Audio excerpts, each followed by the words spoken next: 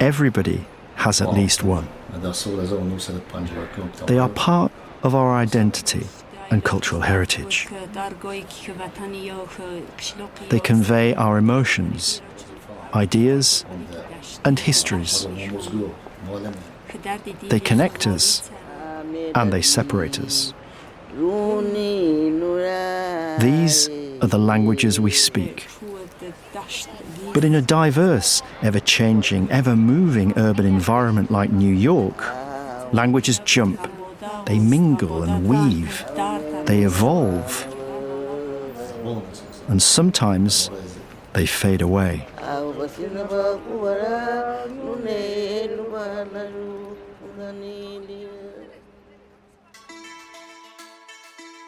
Welcome to What's Your Map? An Oculi Mundi exploration. I'm Jerry Broughton, a map historian. In this podcast, we hear from those who live, love, and work with maps, making, preserving, interpreting, and being inspired by them. In each episode, we ask our guests to unfold a map that is special to them and to tell us the story that lies behind it. To follow the map as we talk about it on this podcast, go to oculi-mundi.com.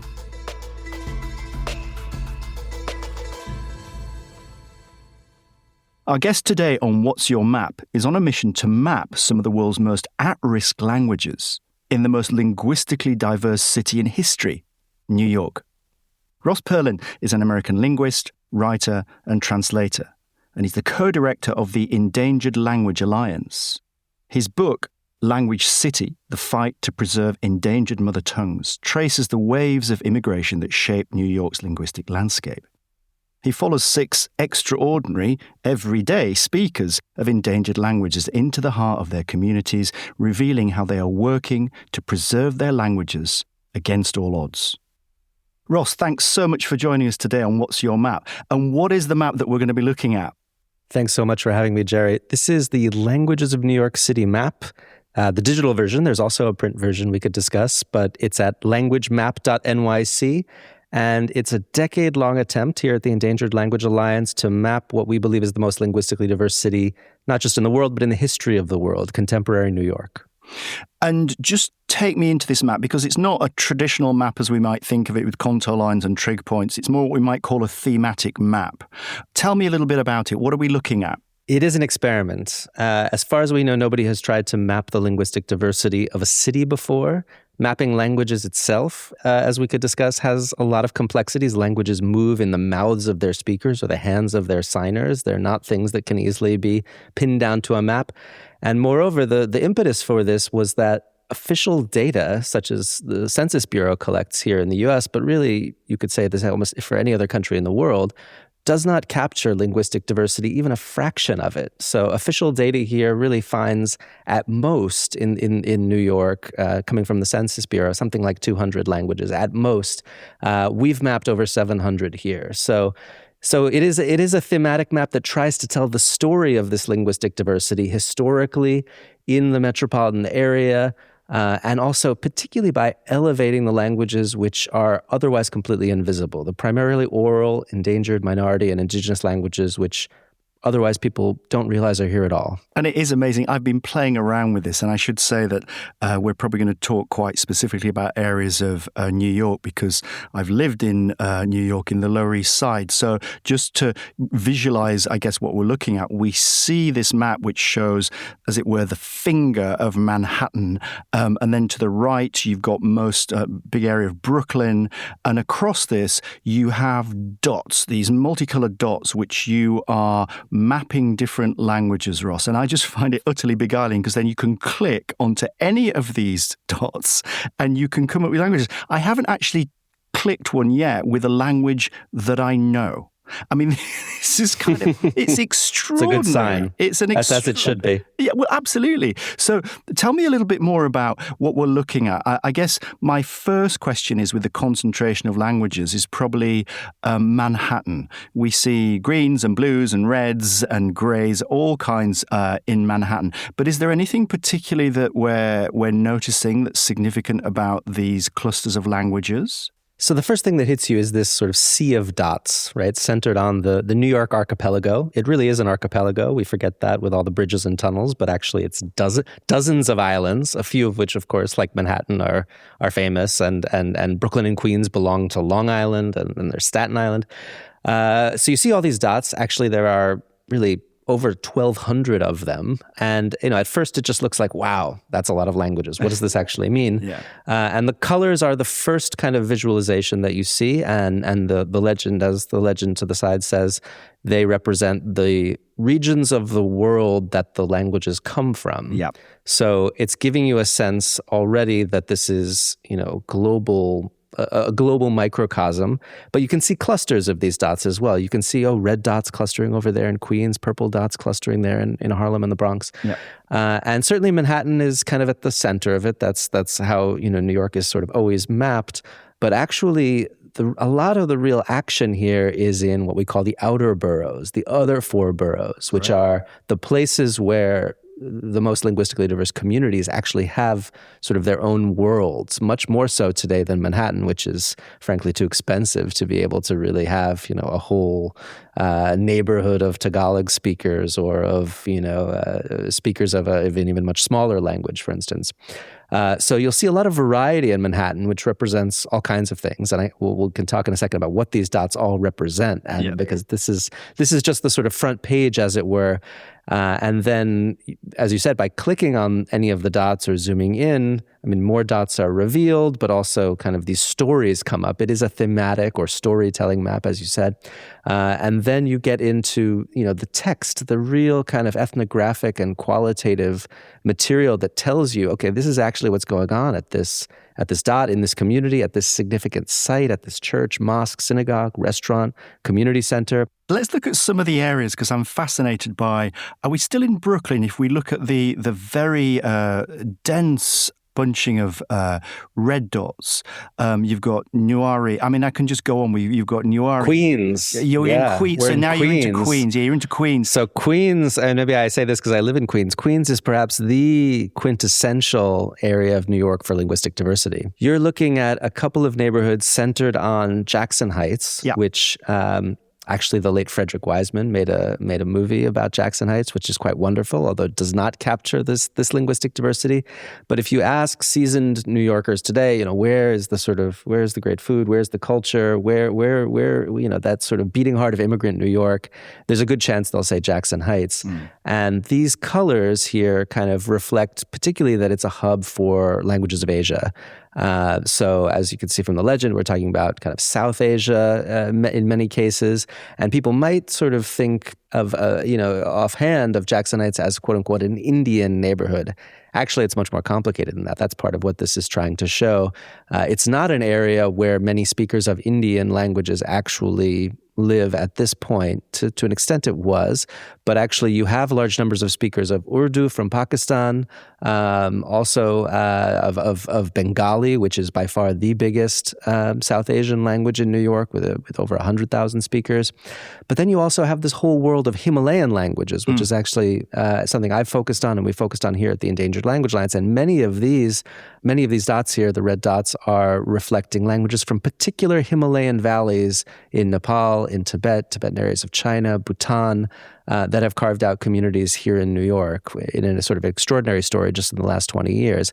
And then if you look kind of just to the south of that sea of red dots, you get into an area called Elmhurst, which is really just as much this kind of area as Jackson Heights is, which is a hub for Southeast Asian languages. Mm-hmm. This is where you'll find, the best Thai food in New York, for instance. And not just speakers of Thai, but speakers of Northern Thai and some minority languages of Thailand. This is where you'll find the relatively new Burmese community, the Indonesian community, where you also will find a number of different languages spoken, not just Indonesian.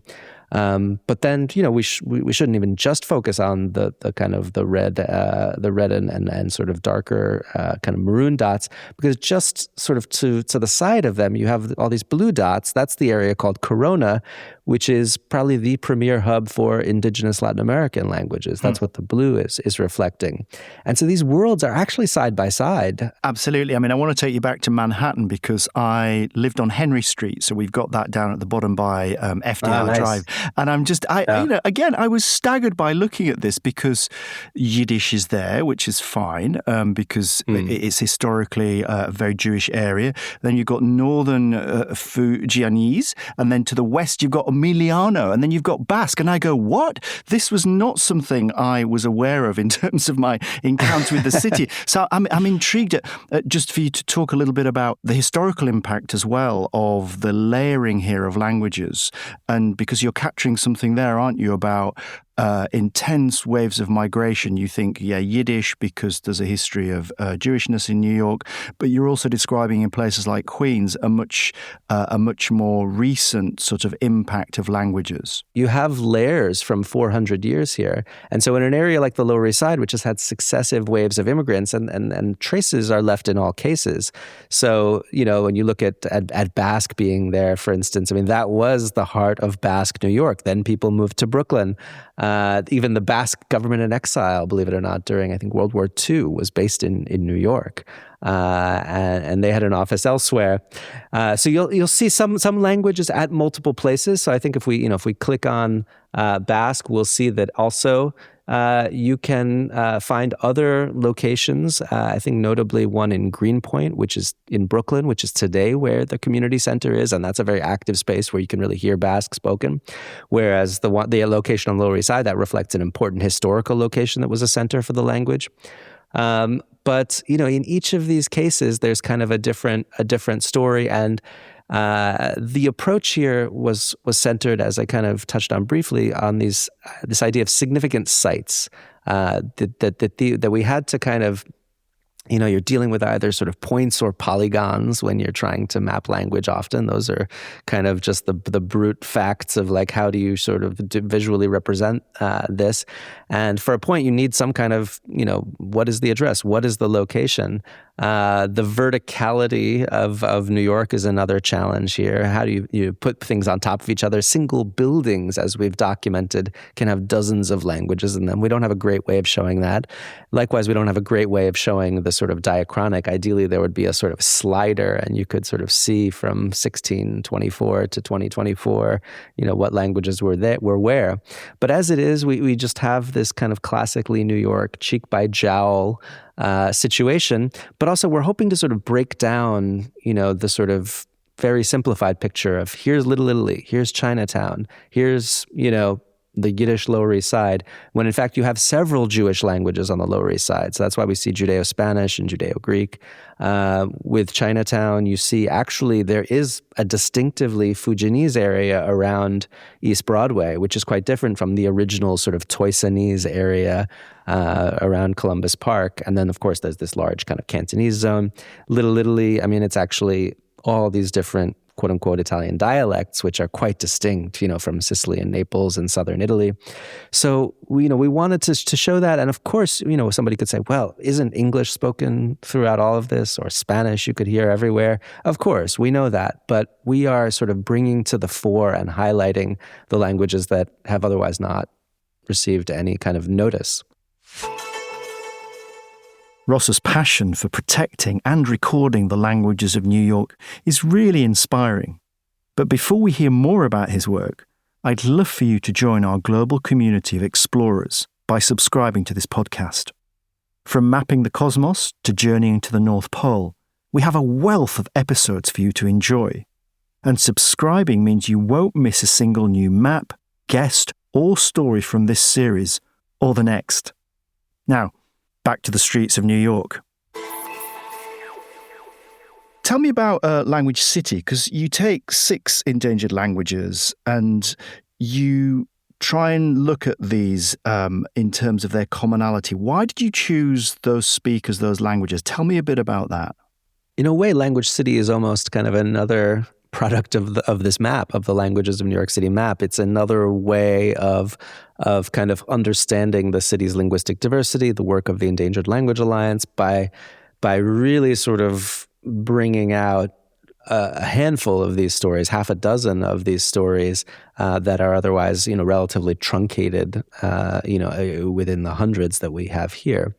But these six, which and I can sort of mention them briefly, but these are the people that we know best and have worked with closely for years, have just relationships with, and that we can say that in different ways they are finding other alternate strategies for keeping their languages going in New York. So I can kind of briefly talk about a few of them.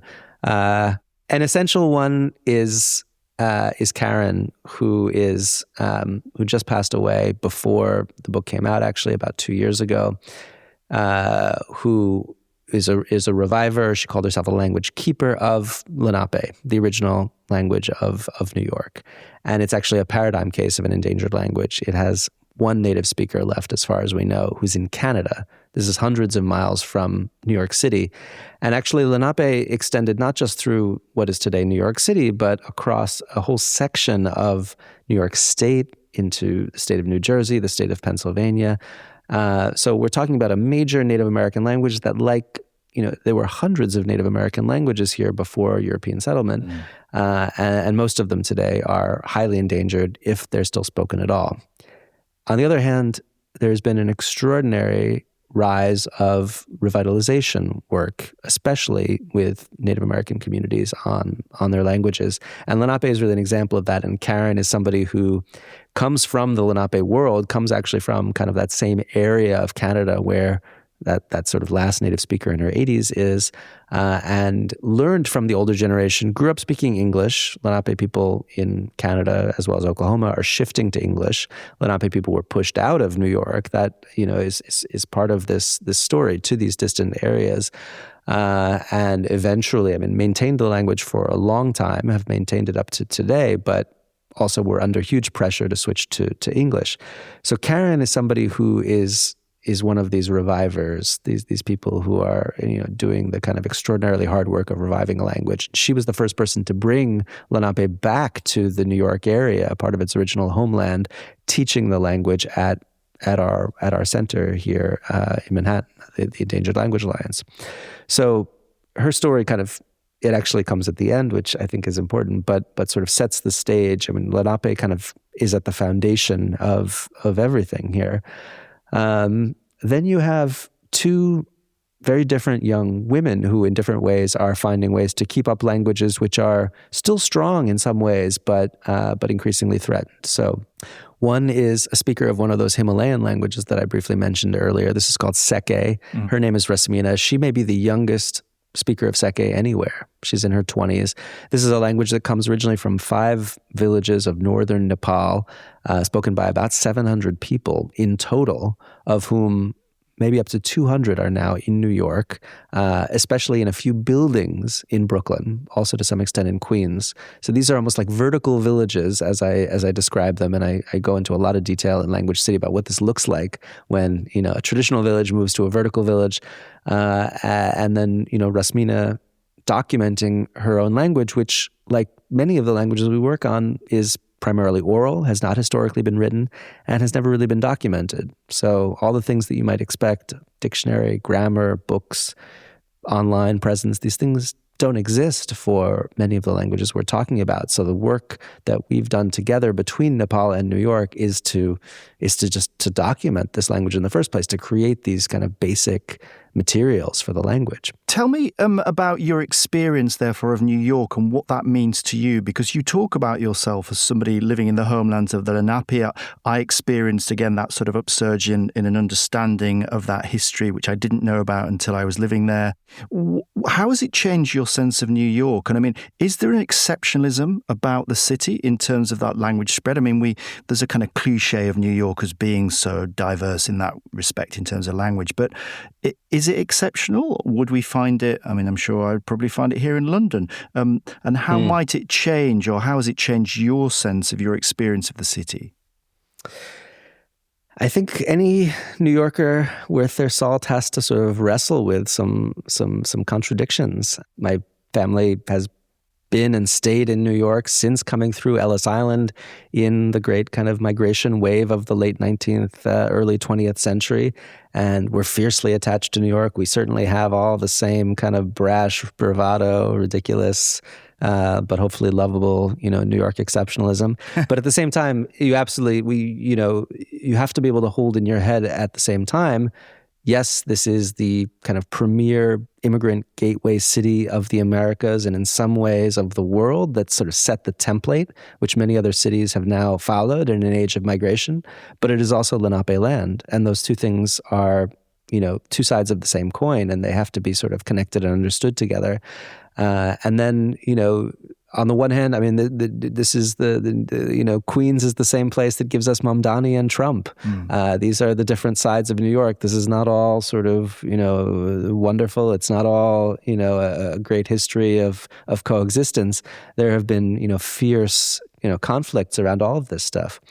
But I think there's no denying that immigration has, defined New York. It's a fundamental characteristic of the city's history, going back to, the very beginning of its colonial history, which is with the Dutch West India Company, at a time when the other colonies of kind of North America, British colonies, were essentially kind of English spaces, English only for the most part.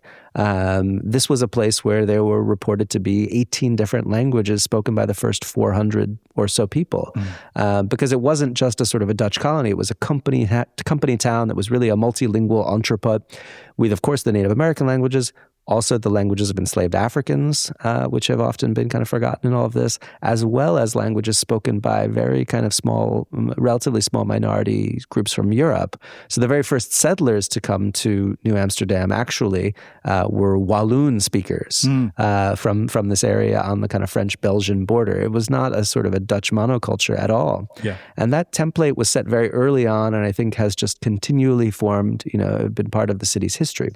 And you are part of that New York template. I mean, so can we talk a little bit about your heritage and the way in which language and also conflicts, I guess, over language and then fears around loss of language are kind of very personal, I guess, to you in some ways growing up? I'm a classic figure of that kind of, sort of Ellis Island period or descendant of that period. I didn't come through Ellis Island myself. That would be.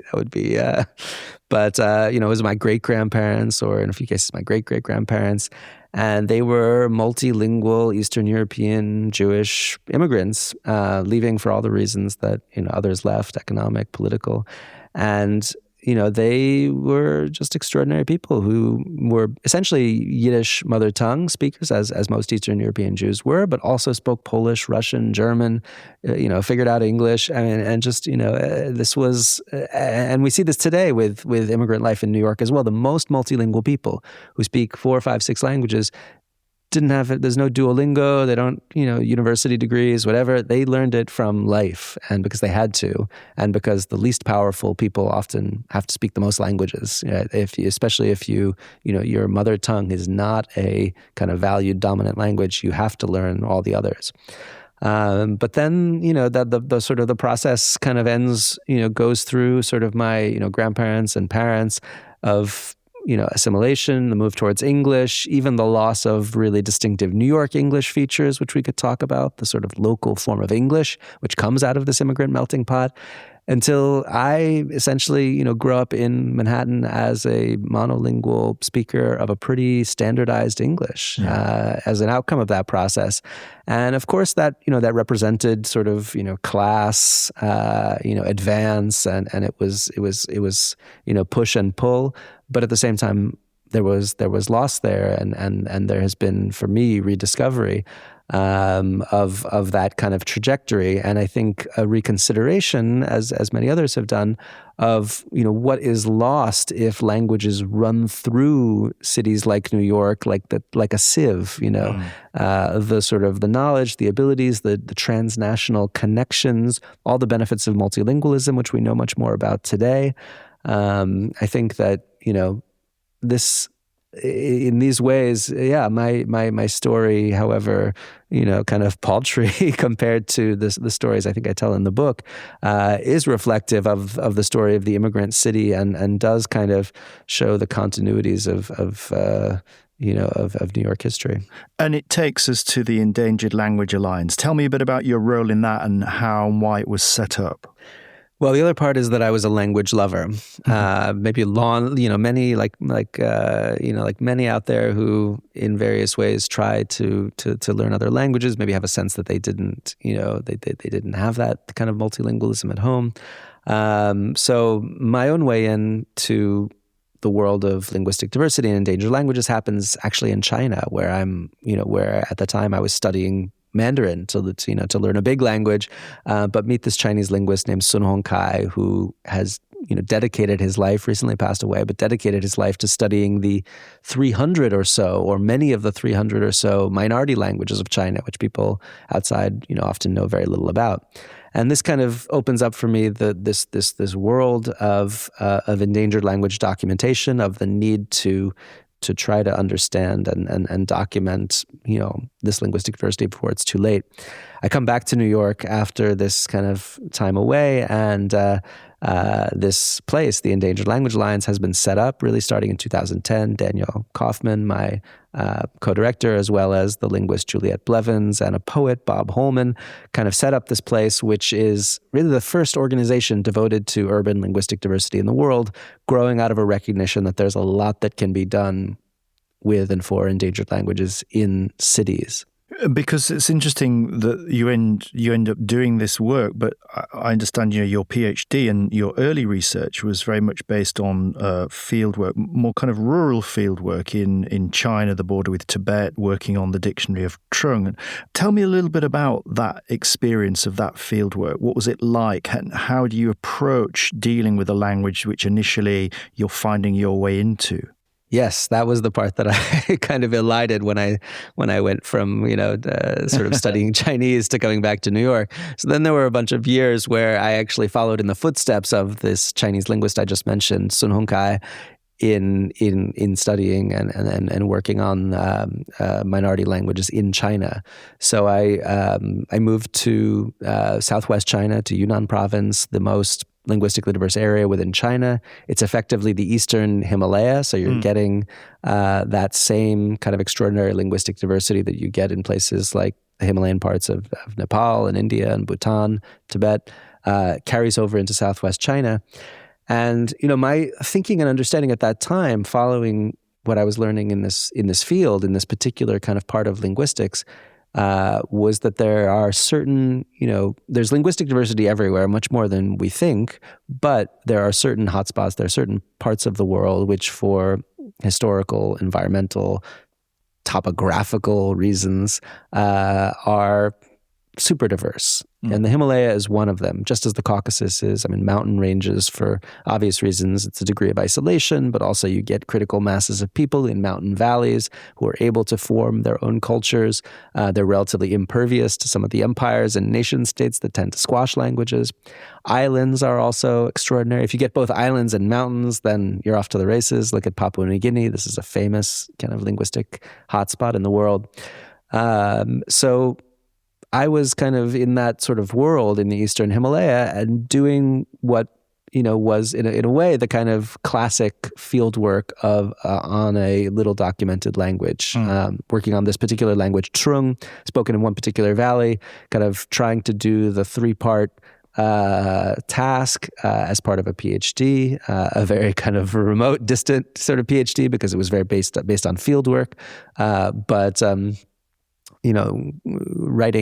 coming up with a grammar of the language. That's the really sort of academic part. What are all the sort of the rules and tendencies that you need to know to kind of explain how the language works?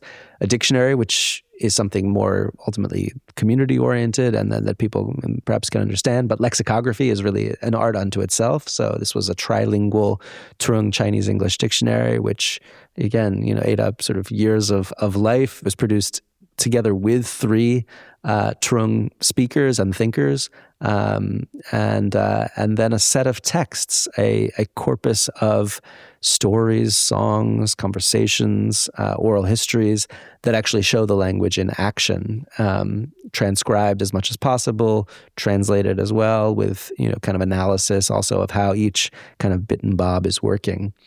So that was, probably the hardest thing I've ever done in my life. There were sort of years of that work, and then the sort of return to New York with that kind of experience in mind, but understanding and seeing these others who had just created the Endangered Language Alliance that actually you could do this work in cities as well, in a different way, that this would not be kind of field work thousands of miles from home, but actually a kind of day in, day out kind of give and take with speakers in urban and diaspora settings, which has a set of its own challenges, which are fascinating, but that urbanization and diasporization are facts of life everywhere on the planet. And so we need to know what's happening with languages in cities. Cities need to have a future. Languages need to have a future in cities. And so it's been a matter of kind of transferring, rethinking, and sort of drawing on a lot of the work that I was doing in that kind of traditional fieldwork setting for an urban context. Although I should also say that kind of traditional fieldwork still very much has a place when possible. And I do talk in Language City about going with some of the speakers who are profiled, Rasmina to Nepal, Husniya, who's the Wakhi speaker that I talk about, going to Tajikistan to work with her on the languages in that area. So actually here at the Endangered Language Alliance, we often do kind of work between New York and these kind of far-flung places where the language originally comes from. And is there a wider issue here with the problems of AI and globalization online? Because, I can go to many of these places, say in areas like the Himalayas, and I can, if I've got signal, I can use a translation app. And there is that process, it seems to me, globally, that we don't need to learn languages anymore. I mean, that's the kind of terrible outcome, it seems, of some of those moves online. Is that another form of endangered languages? I mean, what are we losing there, Ross? What's your sense of that move online and using AI tools to just be able to hear what anybody's saying? The question concerning technology is a very pressing and complicated one for us because we use a lot of technology in our work. Not just recording technology, but software to analyze and work with the materials, to archive them, disseminate them, various platforms online. Thus far, AI specifically cannot sort of touch or does not know much about most of the languages that we're talking about here. So we've had a little breathing room. And you could say that also, speakers of larger languages have essentially never learned these languages either. So the kind of catastrophic and sort of terrible drop that you see, for instance, in the number of people learning German in the United States, and I think there's similar things for the UK, and most languages, as you say, language learning. The question of language learning, in a way, it doesn't get quite applied to most of these languages because nobody has really learned them outside of the communities to begin with. But that said, certainly these developments are starting to come for smaller Indigenous, minority, and endangered languages. And there really is the question, as with every technology, as to how the technologies will be used, whose sort of data is kind of feeding into these systems. There's very basic questions with just writing down many of these languages because they're, as I say, primarily oral.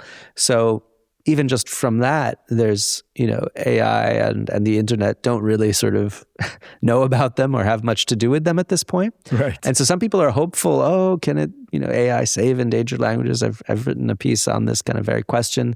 It's not a salvation by any means. Yeah. And there are a lot of kind of issues that, as you say, could sort of drive further endangerment or give people a sense, it's preserved, AI knows it. So there's a lot of interesting opportunities right now. There's also some very serious threats coming from a number of directions, but including technology.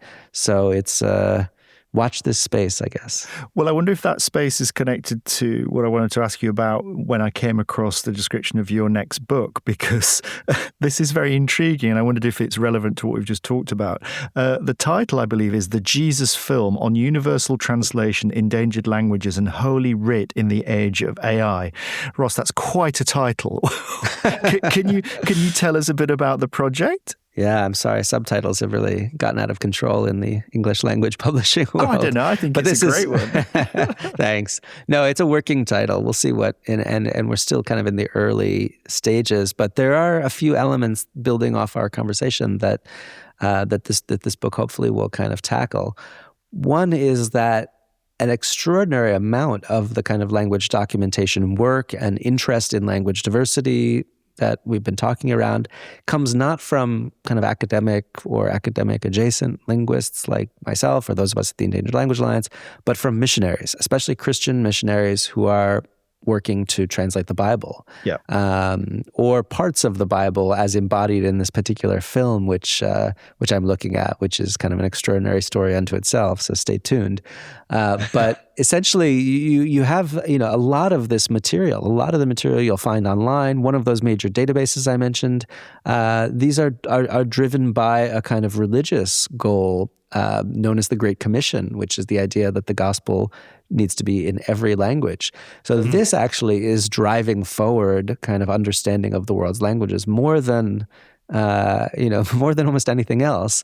And in that sense, it intersects with AI, because when the programmers or creators of the large language models are looking for data to train on, most of what they find is religious material translated by the missionaries or by kind of new Christians in these communities.